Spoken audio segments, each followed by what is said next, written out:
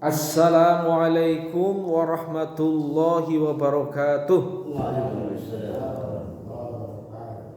Innal hamdalillahi nahmaduhu wa nasta'inuhu wa nastaghfiruh wa nu'minu bihi wa natawakkalu alayhi wa na'udzu billahi min shururi anfusina wa min sayyiati a'malina. May yahdihillahu fala mudilla lahu wa may yudlil fala hadiya lahu. Asyhadu an la ilaha illallah wa asyhadu anna Muhammadan abduhu wa rasuluh sallallahu alaihi wa ala alihi wa ashabihi wa baraka wa sallama tasliman katsiran katsira.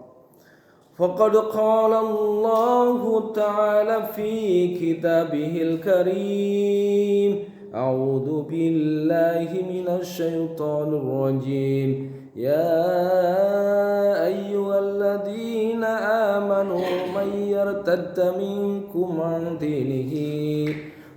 dinihi fasawfa yatillahu biqaumin yuhibbuhum wa yuhibbunah. Adzillatin 'alal mu'minina a'izzatin 'alal kafirin yujahiduna fi sabilillahi wa la yakhafuna lawmata laim.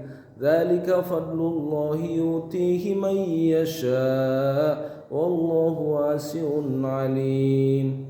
Wa qala an-nabiyyu sallallahu alaihi wasallam kullu ummati yadkhulunal jannata illa man aba. Qila wa man ya'ba ya Rasulullah? Qala wa man ata'ani dakhalal jannah wa man 'asani faqad aba. Sadaqallahul azim wa sadaqa rasuluhun nabiyil karim wa nahnu ala dhalika minasy syahidin wasyakirin. Walhamdulillahi rabbil alamin. Amma ba'd.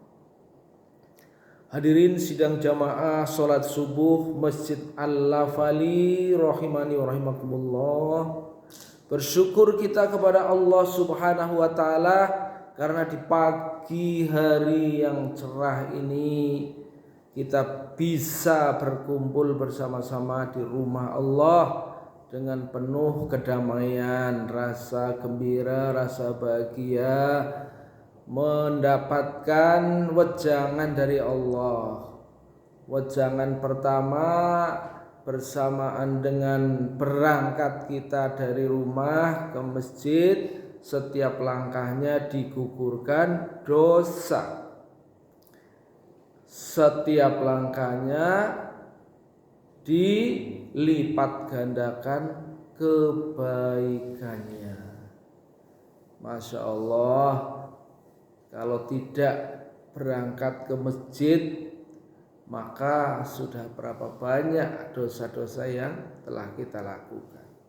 Insya Allah bersamaan tetesan air wudhu, 8 langkah ke masjid, maka dosa kita diampuni, kebaikannya dilipat gandakan. Amin ya robbal alamin. Belum lagi mulai masuk kita ke masjid, Allahumma gfirli waftahli abwaba rahmatik. Diampuni dosa, diberi rahmat, ya. Pintu rahmat Allah dibuka. Lebih dari semua itu, kita nunggu sholat, ya, ke sholat yang lain dihitung itikaf. Apalagi kita mengikuti sama-sama kajian tentang pesan-pesan Allah dalam Al-Quran, informasi yang Allah sampaikan dalam Al-Quran, maka insya Allah dihitung jihad fi sabilillah. Hadirin rahimani wa rahimakumullah, rasa syukur tak henti-hentinya harus kita panjatkan kepada Allah, sebagaimana tak henti-hentinya Allah selalu mencurahkan nikmat kepada kita. Dengan demikian maka insya Allah Allah subhanahu wa ta'ala akan menambah lagi nikmat iman, ya. Karena barang siapa yang bersyukur, Allah akan tambah nikmatnya. Hadirin rahimani rahimakumullah, pada kesempatan pagi hari ini kita akan membahas tentang orang yang murtad kepada Allah. Dan juga di sana ada orang-orang yang dipilih oleh Allah menjadi penggantinya yang lebih baik. Dalam ayat yang sudah saya sampaikan, di mana Allah berfirman, ya, ini surat ayat ini pada juz 6 ya. Nanti dicari ayatnya berapa ini. Mungkin Pak Teguh bisa bantu mencarikan. Bismillahirrahmanirrahim. Ya ayyuhalladzina amanu, wahai orang-orang yang beriman. Artinya kita merasa terpanggil, yaitu orang yang merasa terpanggil oleh Allah berarti yang punya nama. Jadi misalnya orang namanya Jonathan, ya, dipanggil Gus Abror, itu nggak tergerak ya hatinya, nggak nyambung itu. Gus Abror walaupun dekat sekali dengan orangnya, tapi karena nggak punya nama Gus Abror, ya, maka dia nggak tergetar hatinya, nggak merasa terpanggil, nggak nyambung. Begitu juga ketika dipanggil Allah, ya ayyuhalladzina amanu, orang yang tidak ada iman dalam hatinya, walaupun dipanggil dengan suara yang keras gitu ya, di dekat masjid lagi misalnya gitu, suaranya begitu keras, ya tidak merasa terpanggil gitu. Karena yang dipanggil orang-orang yang beriman. Oleh karena itu di sini ayat ini diperuntukkan kepada orang-orang yang beriman. Mayyartadda, barang siapa yang murtad, an dinihi, dari agamanya, ya. Orang-orang yang beriman diberitahu oleh Allah Subhanahu wa taala, diseru oleh Allah Subhanahu wa taala. Apa seruannya? Orang-orang yang murtad dari agamanya. Maka apa yang terjadi? Fasaufa ya'tillahu biqaum yuhibbuna, adalah Allah akan mengganti suatu kaum yang Allah Subhanahu wa taala angkat, Allah pilih. Kaum yang seperti apa? Yuhibbunahum, Allah mencintai mereka.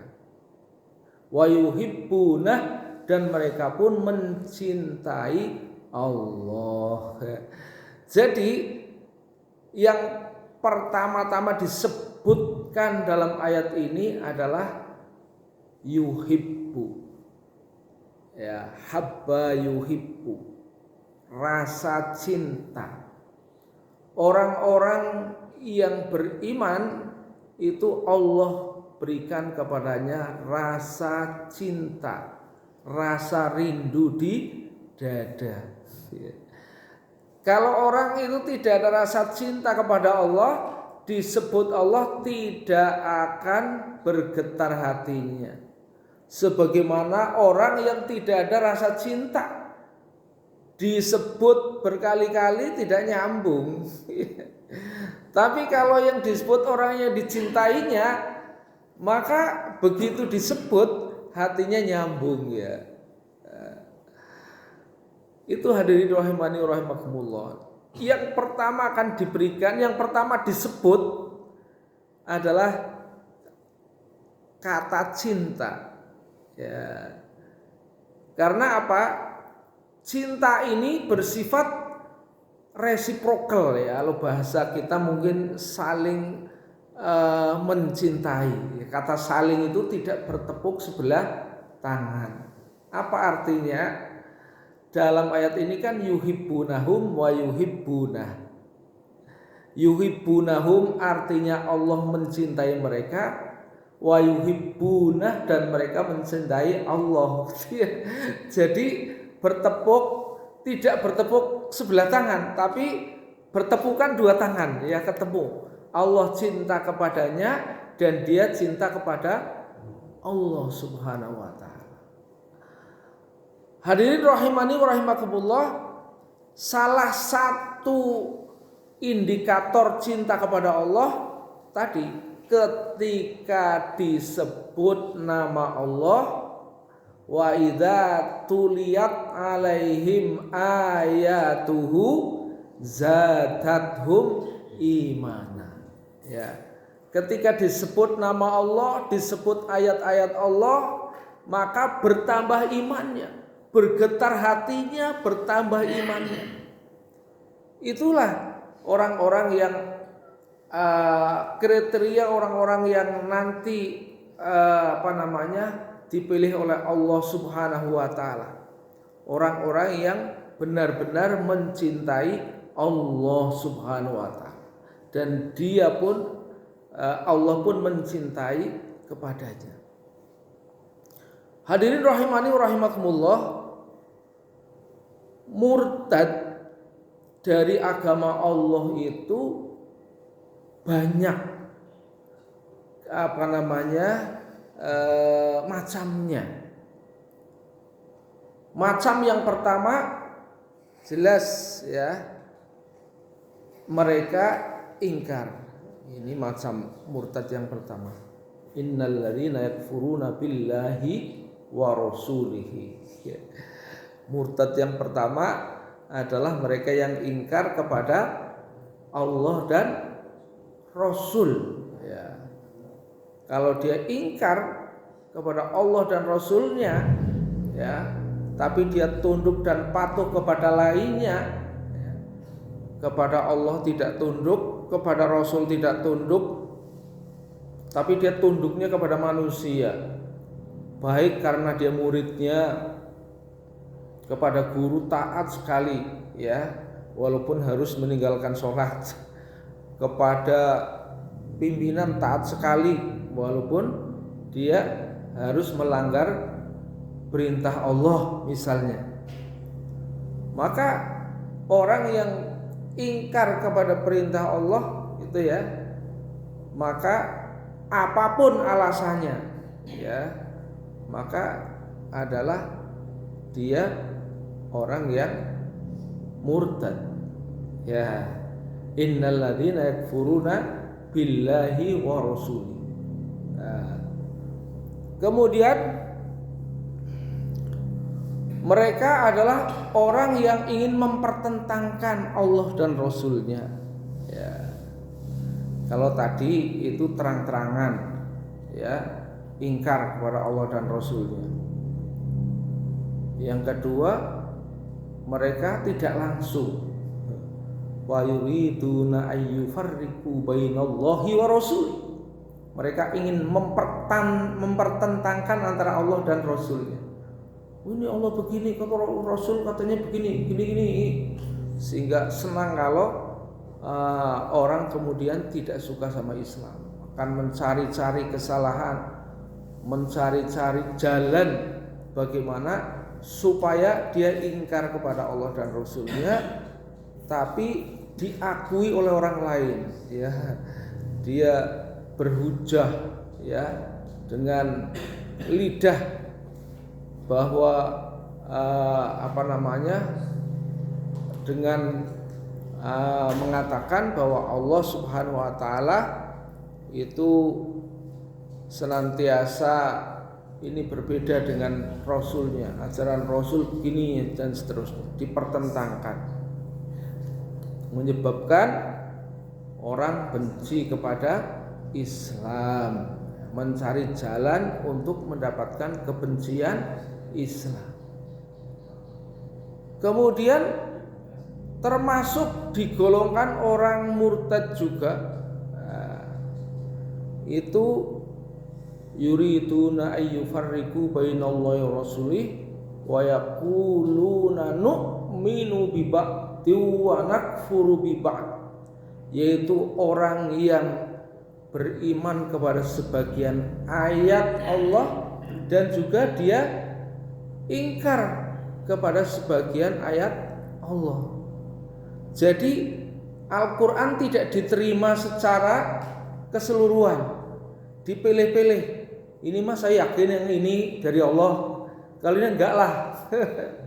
Ya, jadi dia pilih-pilih mana ayat yang paling disukai, mendukung hawa nafsu, dia terima, sedangkan ayat lain gitu ya dalam Al-Quran maka dia tidak terima. Karena apa? Enggak sesuai dengan hawa nafsu. Ulaika humul kafiruna haqqo, mereka adalah orang yang digolongkan oleh Allah sebagai orang yang kafir yang hak, kafir yang sebenarnya. Nah, kalau orang kafir berarti dia telah keluar dari Islam walaupun dirinya mengaku Islam. Tapi sifat-sifat daripada kafir yang disebutkan dengan tegas oleh Allah pada ayat ini menunjukkan sudah dikeluarkan dari Islam. Bahkan ada satu hadis Rasulullah SAW yang sebenarnya sangat penting ya, tapi terkadang jarang dibahas, jarang diucapkan sehingga orang seolah-olah menyepelekan. Kata Rasul, yang membedakan antara orang muslim dengan orang kafir adalah sholatnya.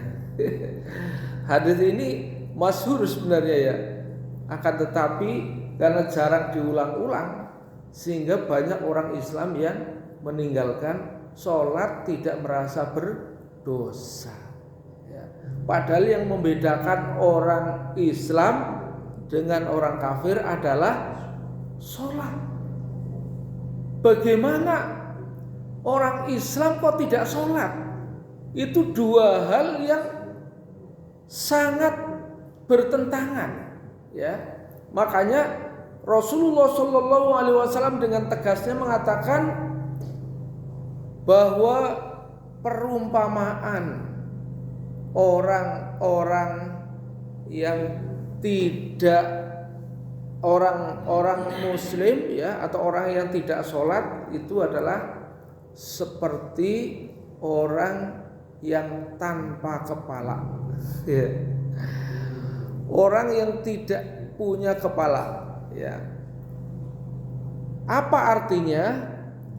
Orang tidak punya kepala ya, artinya dia tidak mungkin bisa hidup ya.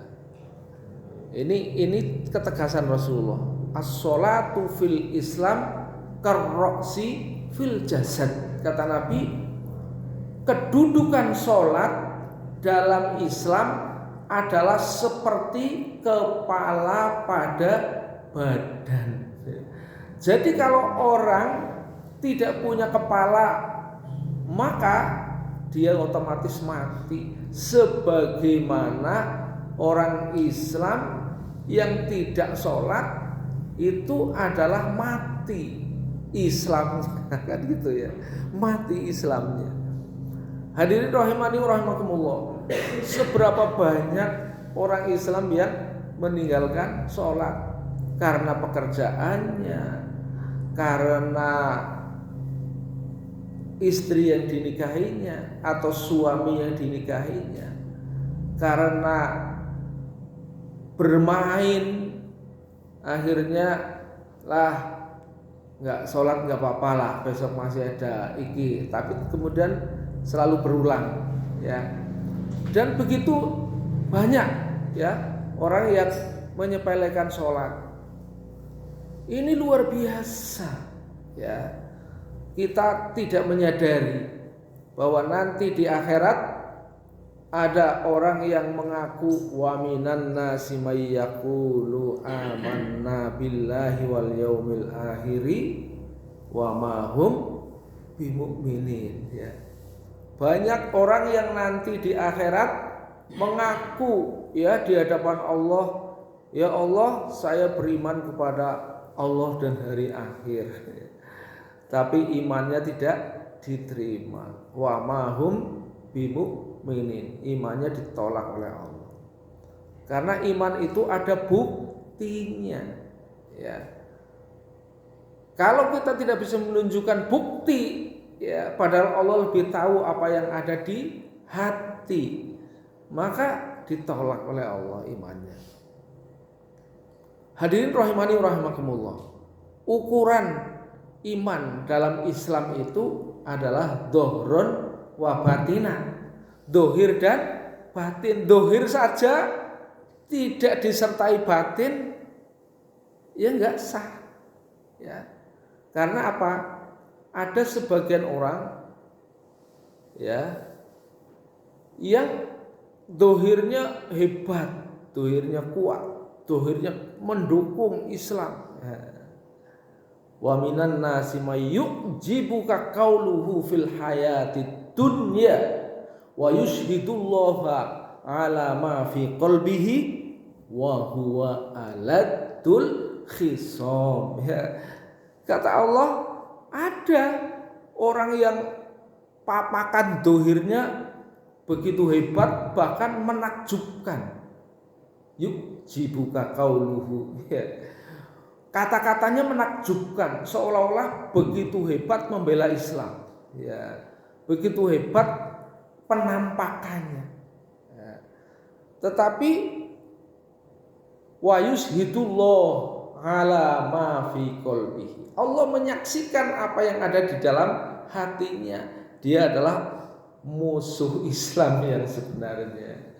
Hatinya tidak suka, hatinya memusuhi Islam, dohirnya membela Islam. Wa huwa aladul hisab. Ini hadirin rahimani wa rahimakumullah.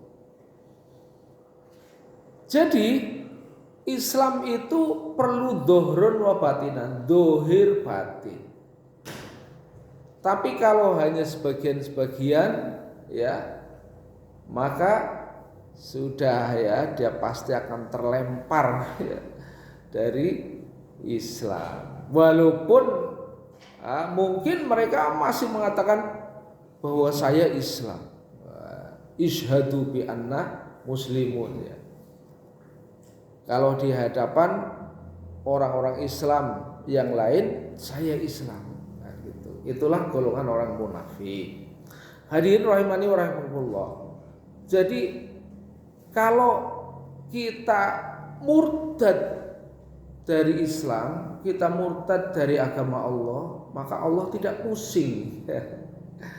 Apa pusingnya Allah? Ya, kita musuhi Allah, ya, yang rugi diri kita. Allah tidak rugi dimusuhi, disengiti oleh hamba-hambanya, nggak turun derajatnya Allah. Andai kata di suatu tempat seluruh manusia berkumpul menyatakan keluar dari Islam, bebah sholat, misalnya gitu, ya, udah, maka Allah tidak pusing, tidak turun derajatnya. Tapi diri kita yang sesungguhnya menghinakan diri kita sendiri, diri kita yang sedang berjalan menuju ke neraka. Inilah hadirin rahimani wa rahimakumullah. Penting sekali ini kita ulang-ulang. Dan Allah nanti akan memilih kaum yang Allah kehendaki untuk cinta kepada Allah. Maka seolah Allah mengatakan, kamu gak butuh aku juga gak butuh kamu. Kamu gak mencintai aku juga gak cinta sama kamu. Terserah kamulah. Seolah-olah Allah Subhanahu wa ta'ala mengatakan seperti itu kepada kita. Maka Allah akan pilih orang yang Allah kehendaki. Coba kita bayangkan bagaimana dahulu, ya, ketika Allah memilih Umar. Ya.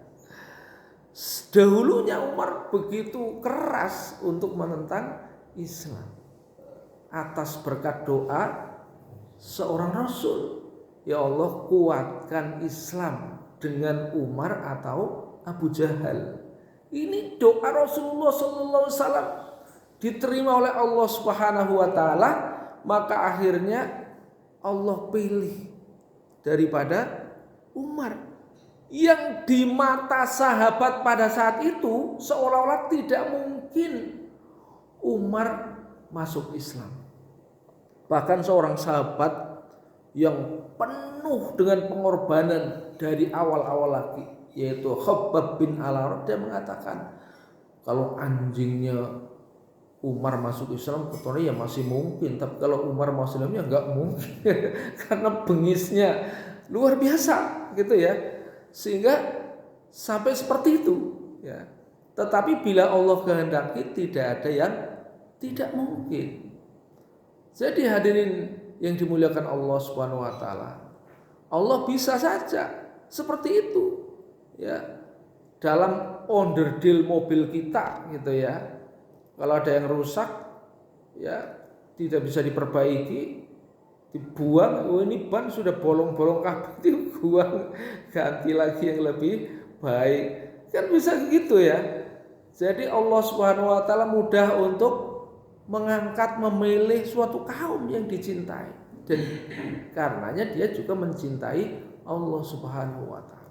Bahkan setelah masuk Islam ditunjukkan dedikasinya, kesungguhannya di dalam Islam, sampai Rasulullah mengatakan, seandainya ada nabi lagi setelah aku, maka Umarlah nabinya. Sampai begitu. Hadirin rahimani rahimakumullah. Jadi rasa cinta ya, ini adalah bagian penting dari iman. Rasa cinta kepada Allah, rasa takut kepada Allah ya, rasa harap kepada Allah. Cinta, harap dan takut adalah substansi inti daripada iman, bahkan daripada takwa sekalipun.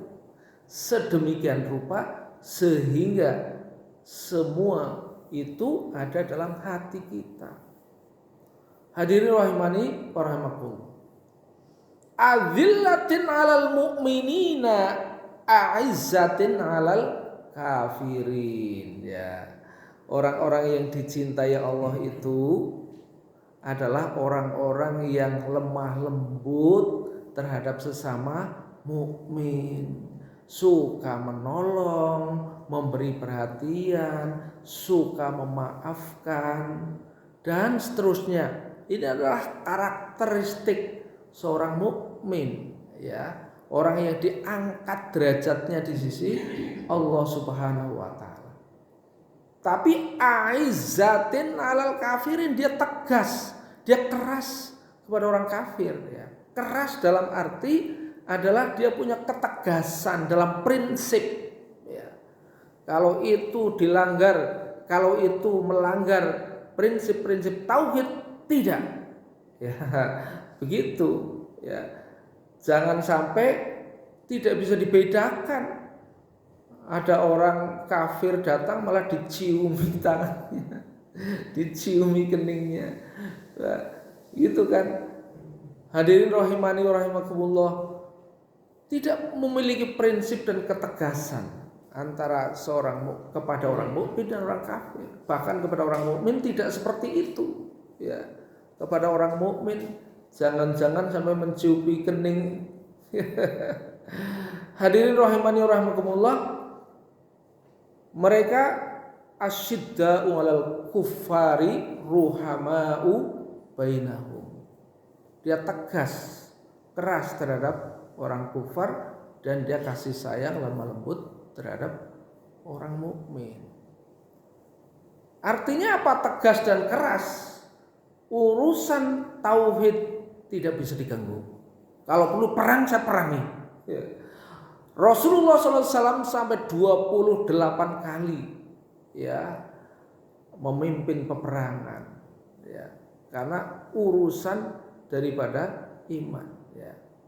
Tidak bisa mudah memaafkan. Kalau urusan prinsip, urusan tauhid, urusan Islam tidak bisa ditolerir. Kalau salah ya salah. Bahkan untuk penegakan hukum itu ada ya suatu peristiwa di mana seorang keturunan bangsawan yang mencuri pada saat itu, para sahabat berbondong-bondong untuk mengusulkan siapa yang mengusulkan nanti kepada Nabi agar tidak dipotong tangan. Ya, maka mereka telah datang kepada Usamah bin Zaid ya, seorang kecintaan Rasul, untuk menyampaikan kepada Nabi agar supaya seorang wanita keturunan bangsawan yang telah mencuri ini dimaafkan saja, jangan dipotong tangannya. Maka Rasulullah SAW mengatakan, seandainya Fatimah anakku mencuri, pasti aku akan potong tangannya. Agak berani lagi ya. Jadi begitu ketegasan yang luar biasa seorang Rasul dalam hal prinsip, nggak ada kompromi ya. Tapi kalau ada orang mukmin, ada kesalahan sedikit, kekeliruan yang tidak terkait dengan prinsip-prinsip Islam ya, Rasulullah adalah orang yang pertama-tama akan memaafkan ya. Hadirin rahimani rahimakumullah, itulah orang-orang yang Allah cintai ya. Nanti yang akan mengganti orang-orang yang sudah nggak ada kecintaan dalam hatinya pada Allah ya. Ya, males kalau disebut Allah gitu ya. Bahkan awalnya orang itu semangat mendengar adzan mapan turu. Oh itu loh, itu muak kalau di zaman Nabi Nuh ya. Di zaman Nabi Nuh, kata Nuh itu, inni da'utu qaumi lailan wa nahara wa lam yazidhum du'ai illa firara wa inni kullama da'utuhum litaghfira lahum, dan seterusnya ya ila akhirih. Nuh itu dakwahnya siang dan malam.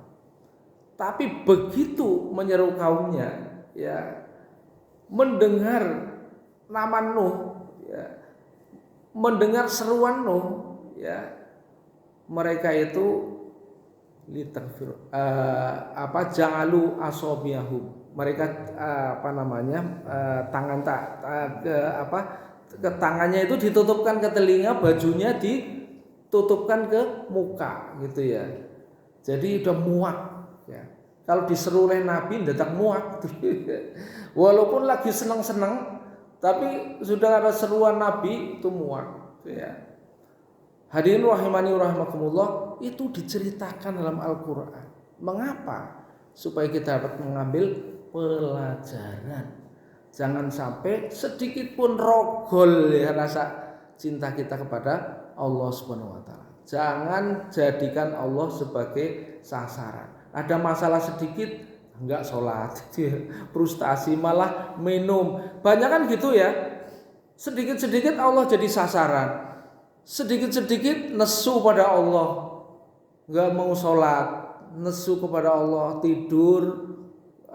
Kalau lebih parah lagi, kalau stres gitu ya, nesu pada Allah, minum minuman keras. Itu banyak sekali orang-orang yang ambil jalan seperti itu. Maka hadirin rahimani rahimakumullah, mari kita bersama-sama merenungi ayat-ayat ini supaya Allah Subhanahu wa taala memberikan karunia kepada kita, karunia yang sempurna. Hadirin rahimani rahimakumullah, semoga Allah senantiasa membimbing kita, menuntun kita ke jalan yang benar Terima kasih atas perhatian. Mohon maaf atas segala kekurangan. Billahi taufiq wal hidayah. Wassalamualaikum warahmatullahi wabarakatuh.